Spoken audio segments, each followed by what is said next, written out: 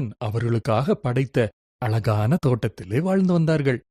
ஆனால் சாத்தான் ஏமாற்றுக்கார பாம்பின் வடிவத்தில் வந்து அவர்களுக்கு ஆசை காட்டினான்.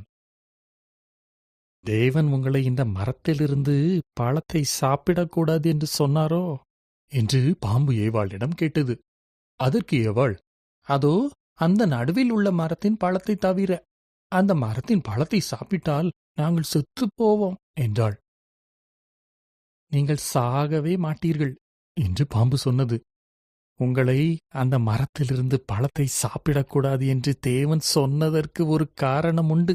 நீங்கள் சாப்பிட்டால் தேவனைப் போல் மாறிவிடுவீர்கள். அவருக்கு தெரிந்ததெல்லாம் உங்களுக்கும் தெரிந்துவிடும்.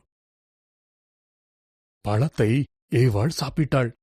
அவளோடு இருந்த ஆதாமுக்கும் கொடுத்தாள். அவனும் அதை சாப்பிட்டான். அந்த நேரமே அதுவரை அவர்கள் அறியாதவைகளை அறிந்து கொண்டார்கள். அவர்கள் இப்போது நிர்வாணமாயிருப்பதை அறிந்து கொண்டார்கள். இலைகளை தைத்து தங்களை மறைத்துக் கொண்டார்கள். இதுவரை உணர்ந்திராத பயத்தையும் அவமானத்தையும் அவர்கள் உணர்ந்தார்கள். ஏதோ தப்பு நடந்துவிட்டது என்பதை புரிந்து கொண்டார்கள். ஆதாம், ஏவாள் என்று தேவன் கூப்பிட்டார். நாங்கள் நிர்வாணமாயிருக்கிறோம், அதனால் ஒளிந்திருக்கிறோம் என்றான் ஆதாம். இது உங்களுக்கு தெரிந்திருக்கிறது என்றால் நீங்கள் அந்த மரத்தில் இருக்கும் பழத்தை சாப்பிட்டிருக்கிறீர்கள். தேவன் பெருமூச்சு விட்டார். பிறகு ஆதாம் ஏவாளையும் ஏவாள் பாம்பையும் குறை கூறினார்கள். தேவன் சொன்னார், பாம்பே, நீ உன் வயிற்றைக் கொண்டே ஊர்ந்து செல்வாய்.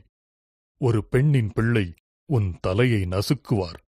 ஏவாளே, உன் பிரசவம் மிகுந்த வலி நிறைந்ததாயிருக்கும். ஆதாமே, உன் உணவை உண்டாக்க நீ கஷ்டப்படுவாய். பின்பு தேவன் ஆதாமுக்கும் ஏவாளுக்கும் ஆடைகளை உண்டாக்கிக் கொடுத்து அவர்களை தோட்டத்தை விட்டு வெளியேற்றினார். அவர்கள் மீண்டும் தோட்டத்திற்குள் வந்துவிடாதபடி ஒரு ஒளி வீசும் வாள் வைத்திருந்த தேவதூதனையும் காவலுக்கு வைத்தார்.